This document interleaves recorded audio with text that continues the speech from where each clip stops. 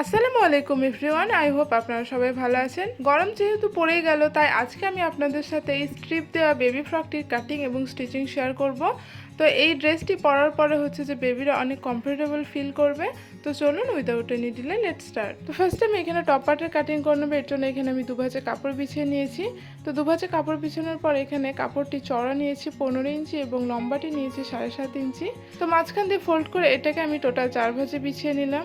এখন আমি শোল্ডারের মার্কিংটি করে নিচ্ছি। তো বন্ধ সাইড থেকে আমি 4 ইঞ্চিতে শোল্ডারের মার্কিংটি করে নিলাম এবং 4 ইঞ্চিতে আমি এখানে আর্মহোলের মার্কিংটিও করে নিলাম।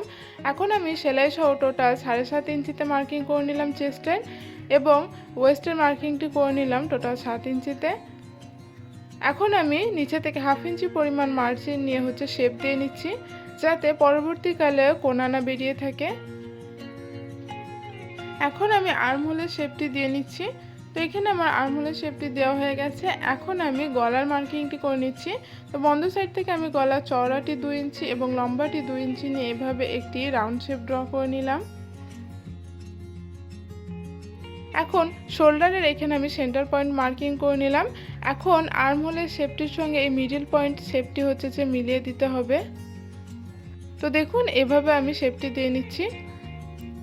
এখন আমি আবারও এই যে মার্কিং করলাম এর মিডল পয়েন্ট যে মার্কিং করে নিচ্ছি। এখন যে গলার শেপটি এভাবে দিয়ে নিলাম।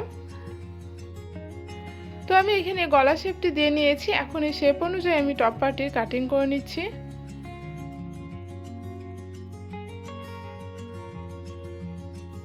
তো এখানে আমি টপ পার্টির কাটিং করে নিলাম।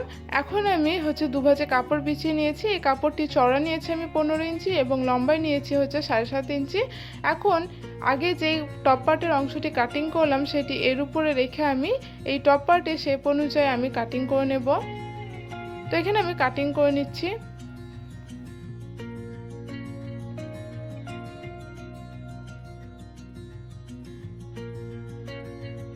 তো এখানে আমি টপ পার্টগুলো কাটিং করে নিলাম।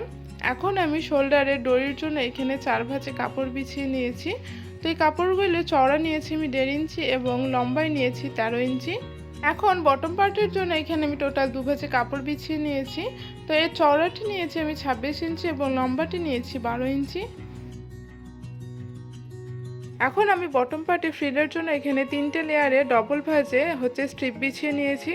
এই স্ট্রিপগুলো চওড়া নিয়েছি আমি 3 ইঞ্চি এবং লম্বায় নিয়েছি আমি 34 ইঞ্চি। এখন এই স্ট্রিপগুলোকে একটির সাথে একটি এভাবে অ্যাটাচ করে নেব।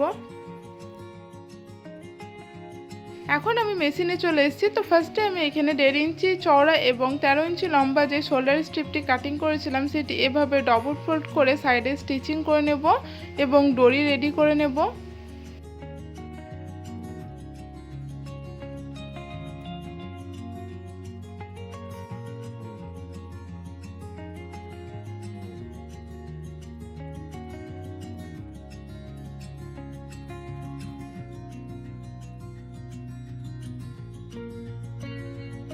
এখন এই দড়িগুলো আমি সোজা সাইডে টার্ন করে নিচ্ছি।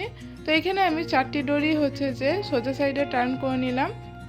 দড়িগুলো যেহেতু দেখতে খারাপ লাগবে তাই এখানে আমি 2.5 ইঞ্চি চওড়া এবং 2.5 ইঞ্চি লম্বা একটি স্ট্রিপ নিয়ে নিয়েছি। এখন এই স্ট্রিপটিকে আমি এভাবে কোনাকুনি রেখে মধ্যেখানে দড়িটি রেখে এভাবে ত্রিকোণ আকারে স্টিচিং করে নেব।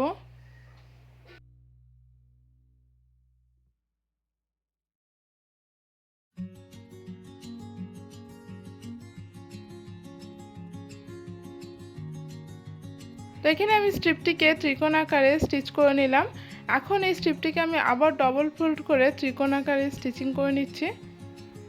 তো এখানে আমি স্ট্রিপটি সোজা সাইডে টার্ন করে নিচ্ছি। তো এখানে আমার রোজ লাটকানটি তৈরি হয়ে গেল। ঠিক একইভাবে আমি বাকি লাটকানগুলোও রেডি করে নেব। তো এখানে আমি বাকি দড়িগুলো রেডি করে নিয়েছি। এখন আমি টপ পার্টে স্টিচিং করে নেব। এর জন্য এখানে আমি টপ পার্টের কাপড়টি নিয়ে নিলাম। তো এখানে আমি সিঙ্গেল ভাঁজে টপ পার্টের কাপড়টি বিছিয়ে নিলাম। এখন শোল্ডারে এভাবে দড়িগুলো রেখে আমি যে অ্যাটাচ করে নেব দড়িগুলো।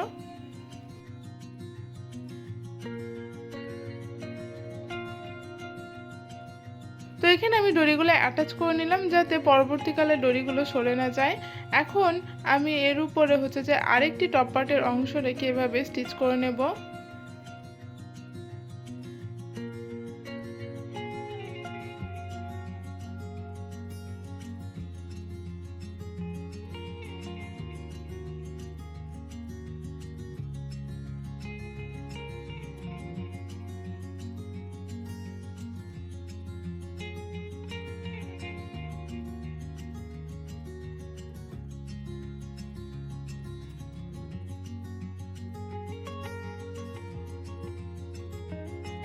এইখানে আমি স্টিচ করে নিলাম। এখন রাউন্ডের যে অংশগুলো আছে আমি ছোট ছোট কাট বসিয়ে দিলাম। এখন আমি টপ পার্টটিকে সোজা সাইডে টার্ন করে নিচ্ছি। তো এখানে আমি সোজা সাইডে টার্ন করে নিয়েছি। এখন আমি উপরে হচ্ছে টপ স্টিচ বসিয়ে দিচ্ছি।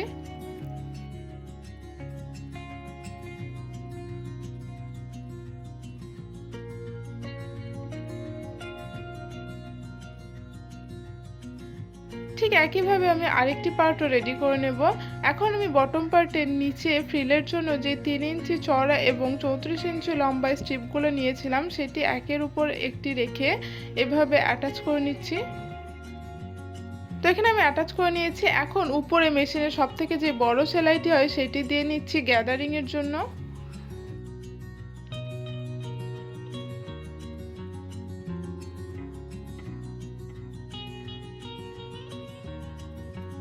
তো এখানে আমি মেশিনের সবথেকে যে বড় সেলাইটি হয় সেটি দিয়ে নিয়েছি। এখন সুতার একটি অংশ ধরে আমি এটি গ্যাদার করে নিচ্ছি। তো এখানে আমি ফ্রিলটি রেডি করে নিয়েছি। এখন আমি এটি বটম পার্টের সঙ্গে অ্যাটাচ করব। এর জন্য এখানে আমি বটম পার্টটিকে ভালো মতো বিছিয়ে নিলাম। এখন ফ্রিলের অংশটি এর উপর রেখে এভাবে স্টিচ করে নেব। ঠিক একইভাবে আমি আরেকটি বটম পার্টে ওইভাবে হচ্ছে যে ফ্রিলটি অ্যাটাচ করে নেব।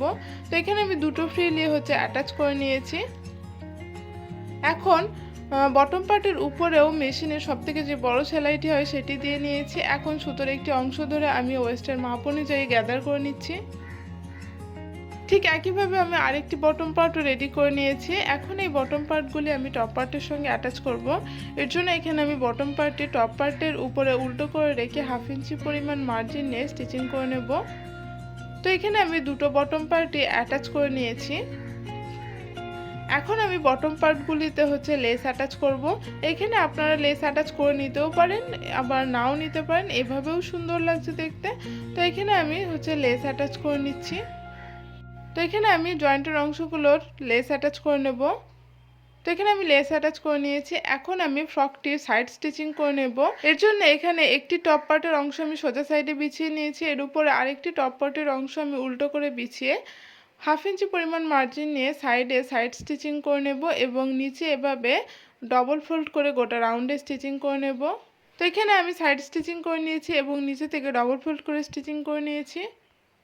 তো আজকের ভিডিওটি আপনাদের কেমন লাগলো অবশ্যই কমেন্ট করে জানাবেন। ভিডিওটি যদি আপনাদের ভালো লেগে থাকে ভিডিওটিকে লাইক এবং চ্যানেলটিকে সাবস্ক্রাইব করে পাশে থাকবেন। দেখা হচ্ছে নেক্সট ভিডিওতে।